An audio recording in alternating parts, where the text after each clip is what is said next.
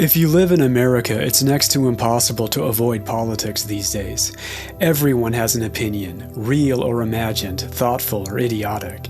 And worse, everyone and their dog wants to share it with you, in the form of slogans, shirts, bumper stickers, or even in line at the grocery store when I'm just trying to buy a frozen pizza. Generally speaking, it's an awful and annoying blight upon our daily affairs that can block the joy and beauty that surrounds us, but I digress. While I no longer find Henry Miller profound the way I once did as a teenager when I devoured Tropic of Cancer and Tropic of Capricorn, there remains the vestiges of wisdom in his works.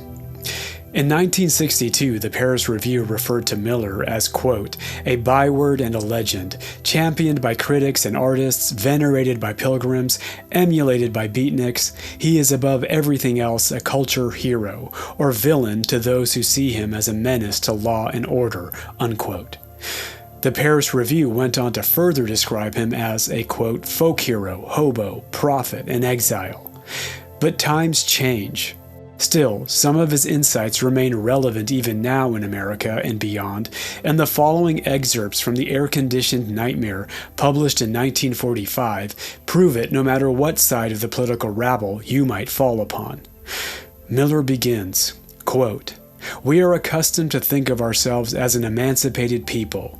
We say that we are democratic, liberty-loving, free of prejudices and hatred. This is the melting pot, the seat of a great human experiment. Beautiful words full of noble idealistic sentiment, unquote. Now this is pretty spot on to me. In fact, it's quite true. I'm the son of immigrants who came to America decades ago with literally nothing.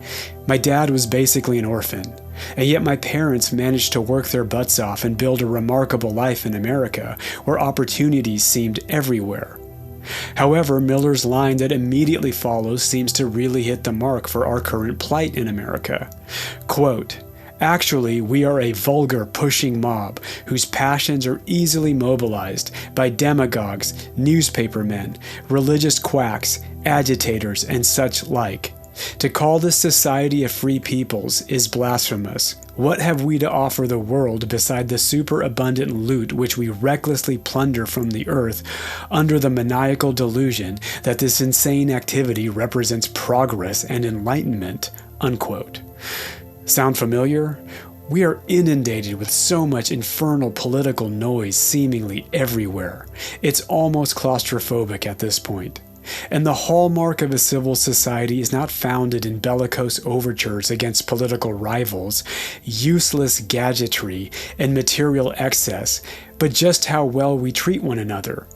Sadly, the golden rule has been replaced by a gaudy pyrite kind of entitlement. And everyone is out for their own gain in the name of that tired solipsistic phrase we hear all the time nowadays. My truth. Oof. These two words have turned people into certified me-monsters. But Miller is not done. He then somehow foreshadows today's economic plight for most Americans. I mean, what he's saying in 1945 is exceedingly precise in this very moment, with housing prices skyrocketing, rent soaring, and an avalanche of overpriced groceries, among so many other things.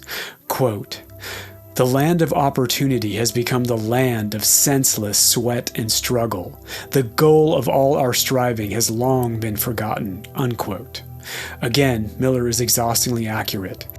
And we have fast become a society of empty shells, devoid of hope, meaning, and purpose. Miller finally concludes, quote, the world meanwhile looks to us with a desperation such as it has never known before. Where is the democratic spirit? Where are the leaders? Unquote. And that is a question we're all asking here in America amid so much tension, strife, mistrust, and resentment towards strangers, passers-by, neighbors, and even our own family members. While I can't agree with everything Miller says in The Air-Conditioned Nightmare and think it's foolish to ever fully agree with any writer and thinker as it's a poor showing of critical evaluation, Miller has moments that seem quite prescient and accurate in his assessment. So what do you think? Is Henry Miller's statement from 1945 more accurate now than ever? Please like, subscribe, and make sure to comment down below. Thanks for watching.